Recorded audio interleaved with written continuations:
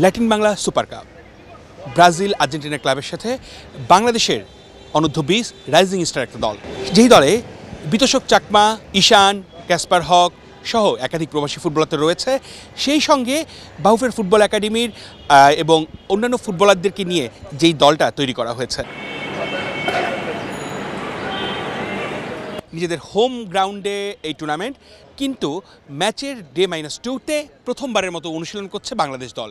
এখনও গোটা দল এক হতে পারেনি, এখনও একাধিক ফরেন ফুটবলার বিশেষ করে ক্যাসপার হক এবং ইব্রাহিম আসার পথে। তার মানে ব্রাজিলের সঙ্গে ম্যাচটা হবে 5 ডিসেম্বর।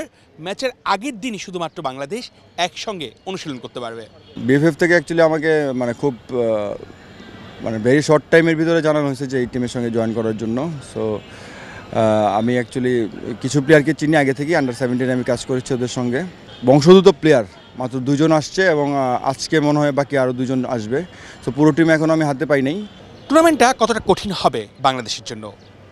ফুটবলাররা যার পজিশন এবং অপোজিট ফুটবলারদের সম্পর্কে, অপোজিট ক্লাব সম্পর্কে খুব একটা স্টাডি করার, খুব একটা পড়াশোনা করার সুযোগও কিন্তু হয়নি, কারণ যথেষ্ট পরিমাণে ফুটেজ অ্যানালাইসিস করা বা পুরো টিমটা এক হয়ে যে এই টুর্নামেন্টটা নিয়ে যে পরিকল্পনা করবে সেই সুযোগগুলো নেই। মেইনলি আমরা কাজ করতেছি অ্যাকচুয়ালি আর্জেন্টিনা এবং ব্রাজিলের 2টা টিম আসবে, বাট আমরা যেটা এক্সপেক্ট করতেছি যে আমরা ওদের কোনো ক্লিপস আমাদের কাছে নাই। তো আমরা এক্সপেক্ট করতেছি যে অ্যাকচুয়ালি ওরা টেকনিক্যালি খুব ভালো টিম হবে। সো আমরা নর্মালি আমাদের প্লেয়ারদেরকে সেভাবে ইন্সপায়ার করার চেষ্টা করতেছি। বাংলাদেশ দল তাদের প্রথম দিনের অনুশীলনে ওয়ার্ম আপ, নিজেদের মধ্যে বন্ডিংটা তৈরি করার চেষ্টা করেছে, বিশেষ করে বেশি সময় দিয়েছে ওয়ার্ম আপে। অনেকভাবেই কথা হচ্ছে আর্জেন্টিনার অ্যাটলেটিকো সালুন এবং ব্রাজিলের সাও বার্নার্দো, তৃতীয় সারির ক্লাব। তো এই ক্লাবগুলোর সঙ্গে আসলে বাংলাদেশ নিজেদের শক্তিমত্তা, নিজেদের বল কন্ট্রোল, বল পাসিং সব কিছু মিলিয়ে মাঠে কী ধরনের ফুটবল উপহার দিতে পারবে সেটা নিয়ে কিন্তু কিছুটা হলেও শঙ্কা তৈরি হবে। আর সারা জীবন আমরা ব্রাজিল এবং আর্জেন্টিনার খেলা টিভিতে দেখে অভ্যস্ত। সো বাংলাদেশের সঙ্গে এখন 2টা ক্লাব টিম খেলবে।